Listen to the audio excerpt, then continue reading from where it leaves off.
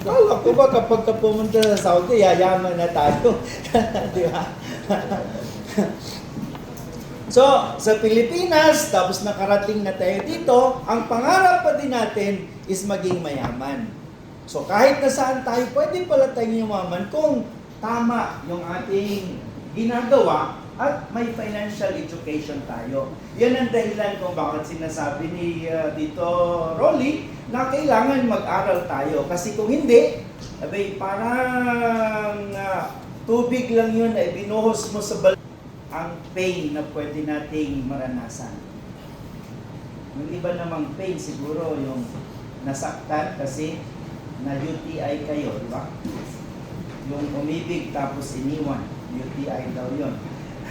Pero ang katotohanan sa dalawang iyan is that there are only two kinds of pain. Yun yung pain of discipline and pain of regret. Alam po ninyo, this year, I turned 60. Saan napunta, pero gastador. Kapag ka buwan-buwan ka nagsusweldo, feeling mo mayaman ka. Pero yung iyong sweldo hanggang katapusan lang. Kapag hindi ka nagsweldo sa susunod naman, may problema ba?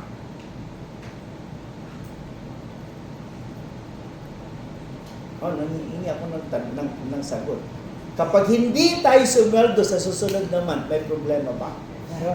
Malaking problema. At yun yung problema ko din. Pero kung problema yung hindi ka sweldo sa susunod naman, ito yung aking reality.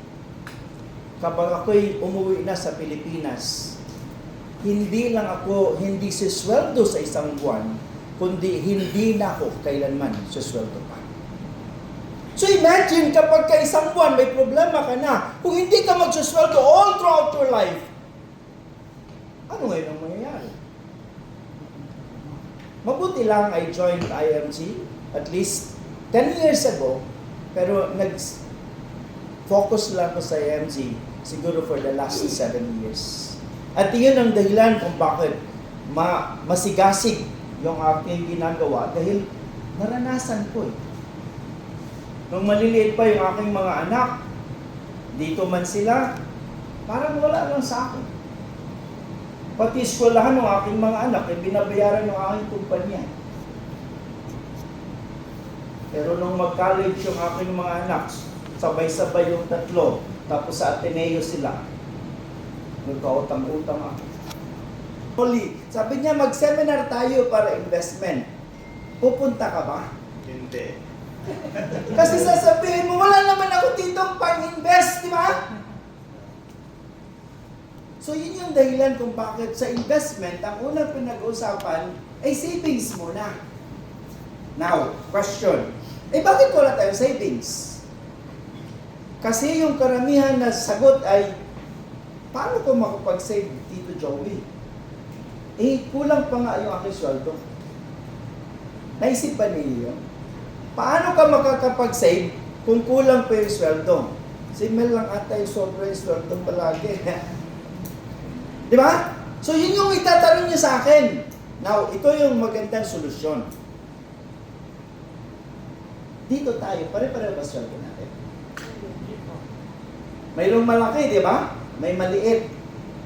Teka, sino ba yung malaki sweldo dito? Pwede... Pero kung at the end of the month, yung malaki wala din natira. Yung maliit wala din natira. Ano ibig sabihin? Yung savings, hindi dahil sa malaki ang sweldo mo, maliit ang sweldo mo, kasi malaki at maliit, ganyan din, wala din natira. Ano ngayon yung problema? Ang problema natin ay yung ating habit of savings. Palitan natin ngayon yung very simple na formula na kapag kayo'y kumita, kung gastusin mo muna lahat at pag nantira, yun yung savings. Ano yung gusto ng IMG? Palitan natin yan ng abundance formula. Ito yung abundance formula. Anong ginagawa natin? Unahin muna natin yung ating savings at kung ikaw ay spiritual, pwede bigay mo din yung para sa Panginoon. Di ba? O yung mga spiritual, ang 10%, o ibigay natin yan sa Panginoon. Kasi hindi ka naman nagkakaroon ng lakas para ka magtrabaho kung hindi bibigay ng Panginoon yun, di ba? Kahit na gusto mong magtrabaho, kapag kayo nagkasakit, makagawa mo ba yun? So, kaya tayo nagiging strong dahil binibigyan tayo ng kalakasan ng Panginoon. So, ibigay natin sa Kanya. Pero kung hindi naman kayo spiritual, okay lang din. Pwede ko naman ibigay yung aking bank account sa inyo. Ha? Pwede ba yun? At then pagkatapos noon, yung 20% na sinasabi kanina sa ating movie, yun ngayon yung ating savings. Now, tingnan natin. Yeah, no? Okay. Ito yung pinaka madali na question, di ba? Sino yung nagtatrabaho? Hindi ito nagtatrabaho yung iba dito eh. Sino nagtatrabaho? Kung ikaw ay nagtatrabaho, sino dapat ang magsweldo? O kung ikaw ay nagsisweldo, kailan mo sinweldohan ang sarili mo? Ha? Di ba, sabi ko, tinanong ko, sino nagtatrabaho? Di ba? Tayo yung nagtatrabaho. So kung ikaw ay nagtatrabaho, sino ang unang sisweldo? Kailan nyo sinweldohan yung iyong sarili? Hindi, di ba? Itong mga tao doon sa kalsada, gusto nilang magkaroon ng increase yung kanilang sweldo. Nagra-rally, di ba? O ikaw, ilang taon na kayo nagtatrabaho?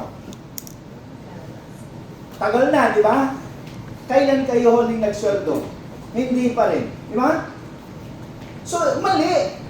Ikaw yung nagtatrabaho, ikaw yung dapat unang sumweldo. Yung 20% na savings, sweldo mo sa sarili mo.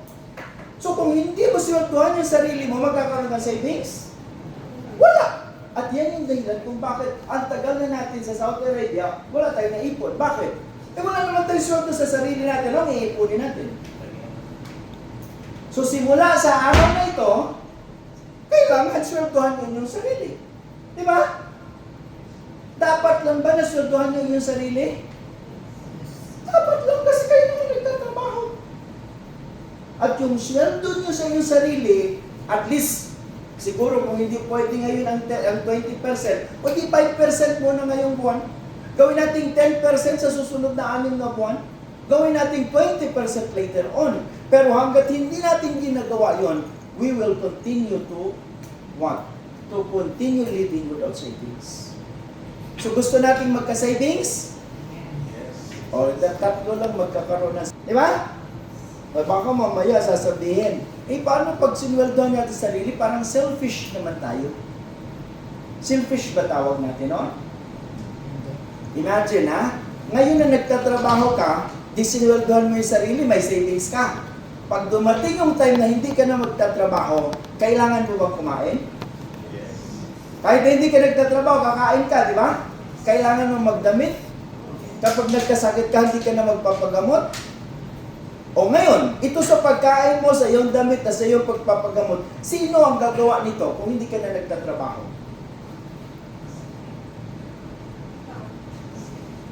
Sino? O di kung may mga anak ka o yung pamilya mo, sila ngayon ang magagastos nito, di ba? Now, tingnan mo, kung may mga apo ka na, may sakit din sila, sinong uunahin? Ikaw o yung apo mo?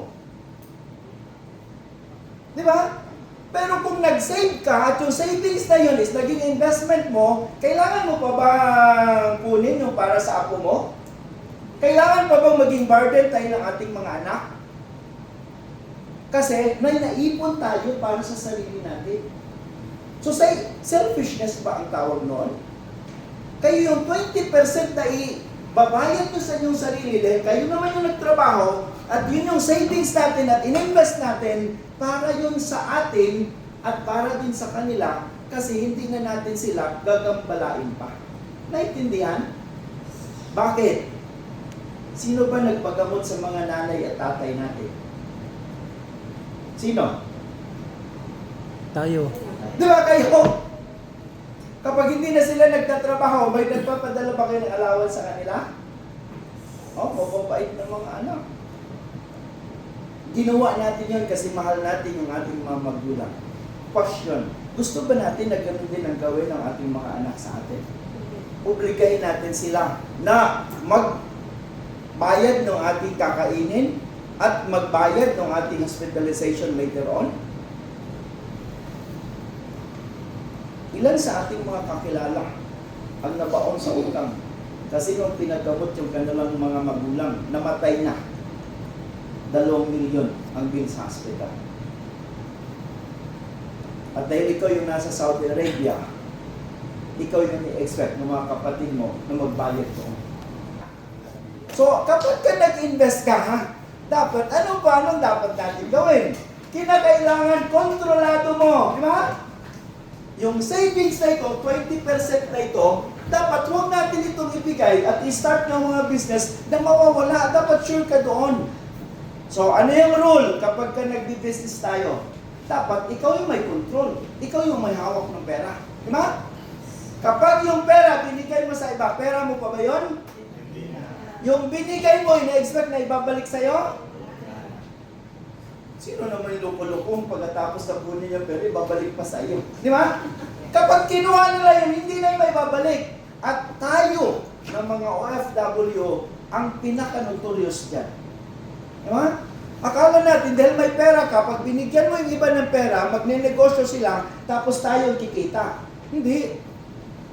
Pag binigay mo yung pera, hindi mo na makikita yung pera mo at yung pinagbigyan mo. Di ba? So, ganun yun. So, kailangan ngayon, tayo ang may control. Di ba? Huwag ibigay ang pera sa iba. Dapat ikaw ay may control. So, may business ba na ikaw ang may control? Mayroon bang investment na ikaw yung may control? Ano? So, kanina, yung lesson on na natin is that you pay yourself first kasi yung savings mo. Yung savings para sa'yo yun, dapat hindi mawala. So, kinakailangan, hawak mo. Ikaw ang may control. So, saan natin na siya? So, yan ngayon ang pinag natin. Di ba? Ang sabi nung IMG, dapat tayo ang may control. At ang tawag natin dyan is solid financial foundation. Di ba? So, pagkatapos natin na magkaroon ng anong tawag natin yun? Abundance formula. Yung abundance formula, ang tawag niyon sa aming mga accountant, budgeting. Di ba? Kasi yung 10% kung gusto mo, ibigay sa Panginoon o sa kanyang mga works, di ba? Yung 20% nasa sayo, at yung 70%, yun lang yung gagastusin natin. O, tawag yun budgeting. Na bago ka pa nagsweldo, alam mo kung saan pumupunta. Yung problema sa atin, kapag wala kang budget, pagkatapos ng sweldo, pagkatapos ng buwan, magtataka ka na lang, saan kaya napunta yung sweldo ko? Diba? So yun, nagtaka ka, o ibig sabihin mo ang budget. Pero kung alam mo saan pinuntahan yun na. Now, saan natin ibibigay yung 20%? O nandito, diba? O nakikita naman natin yan, diba? Mula dito sa baba, pataas. Sige nga, basahin natin kung ano yun. Ha? Sabay-sabay ha, sabay-sabay, malakas. O, ano yung una? Healthcare. Okay, healthcare. Anong susunod? Proper protection. Anong susunod? Managed care. Anong susunod? Other emergency fund. Ano pa? Okay, ito. Ang problema natin is that hindi natin alam kung saan mag-invest. Sabi ng IMG, hindi problema yon. Ang katotohanan yan, para makapag-invest ka, 5 lang. Itong 5 lang. Yung 20% na nasave mo, i-invest natin dito sa 5. At kapag ginawa mo yan, sigurado ako na kapag ikaw ay nag-retire, hindi ka na kailanman maging pulubi pa. Di ba? Kasi sabi nga natin, kung gusto mo na makatulong para maibsan ang kahirapan sa Pilipinas, huwag tayong dumagdag. Di ba? Huwag ka dapat maging mahirap, nakarating ka na dito sa Saudi Arabia. Di ba? Now, saan dapat ka unahin? Saan dapat ka unahin? Okay. Nakakita na ba kayo ng bahay na ginagawa? O yung iba, bulag ata. Kasi, nakakita ba kayo ng bahay na ginagawa? Yes. Kapag ka nakakita kayo ng bahay na to, nakakita na ba kayo na nung ginawa yung bahay, bubong ang inuna? Hindi ba, di ba?